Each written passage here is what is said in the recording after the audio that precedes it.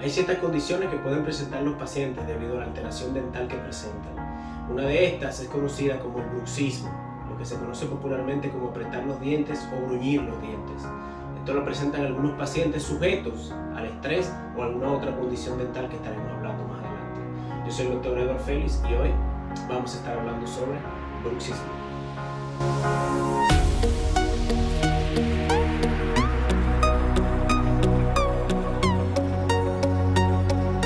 El bruxismo no es más que aquella condición que pueden presentar algunos pacientes dependiendo o atendiendo a condiciones de estrés o, por otro lado, alguna condición dental particular que pudiera presentar un paciente incluso luego de una restauración dental mal colocada. Esta condición pues entonces predispone que el paciente durante las noches pues entonces haga movimientos al momento que aprieta los dientes de lateralidad.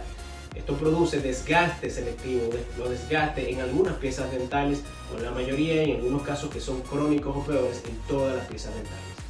De igual manera, pues entonces, a nivel de la articulación temporomandibular, que no es más que la articulación que se encuentra entre la mandíbula y la cabeza, es la única articulación móvil de la cabeza, pues entonces también produce alteraciones de dolor, chasquidos, que son sonidos al momento de abrir la boca, dolor al momento de masticar y otro tipo de alteraciones que son directamente relacionadas con disfunciones de la articulación temporomandibular. Y estas, a su vez, pues entonces tienen algún tipo de relación con esto último que hemos estado hablando, del estrés, de la mordida, de apretar los dientes durante la noche y alguna que otro tipo de alteración en las piezas dentales que puede traducirse finalmente incluso hasta en dolores de cabeza y dolores de cuello.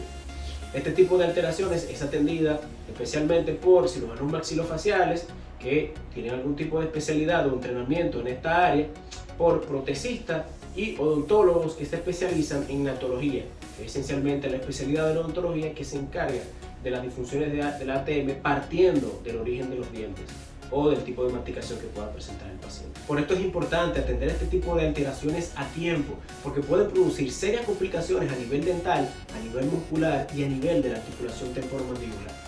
Yo soy el Dr. Edward Félix y hoy estuvimos hablando sobre bruxismo. No hay excusas, cuida tu salud oral hoy.